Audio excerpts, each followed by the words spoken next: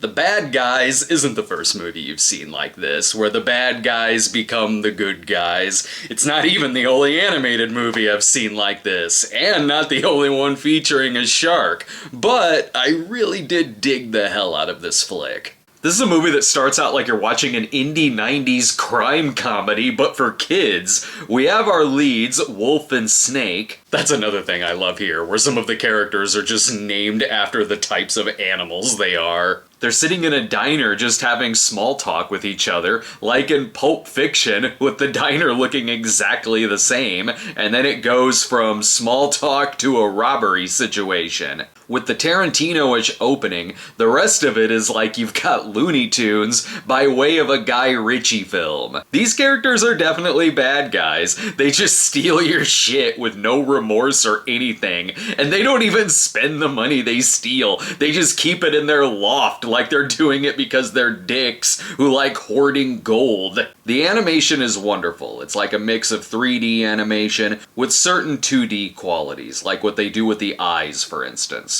There's such chaotic energy in how they move and react that there are several laughs just from the physical gags alone. Characters here are so chaotic, they'll be in a car chase and just flying out their own windows when they make sharp turns. It does the kind of animated gag that I love, where you have a group of people that are either scared or angry, so they're moving around in a giant pile. The makers really know their tropes too when it comes to heist films, and they have fun with it, like the snake shedding his skin to reveal another costume underneath. Or the piranha who knocks out a man much taller than him and steals the guy's clothes and they fit him perfectly. The shark's costumes were killing me because he's this master of disguise, but he puts on the most obvious costumes and everyone believes it. He puts on a mustache at one point to trick this guy, and the dude's like, "Father, is that you?" It throws you off with the plot too. It's easy to see who the big bad is gonna be, but the steps it takes to get there are pretty wild.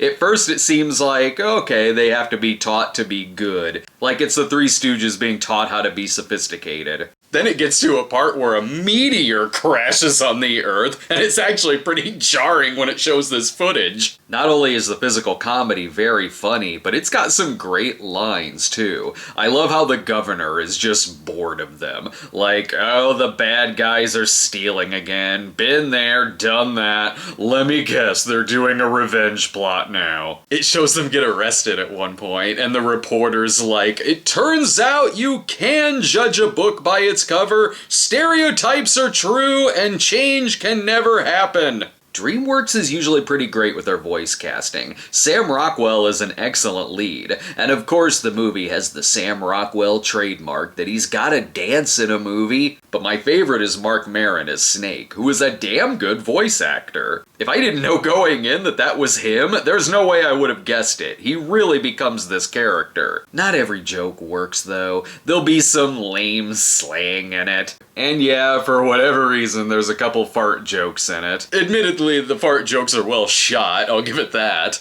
And then one scene, everything just kind of stops dead for a way too long joke about how the meteor looks like a butt. But other than that, it's a very fun, very clever movie that I give a high B+.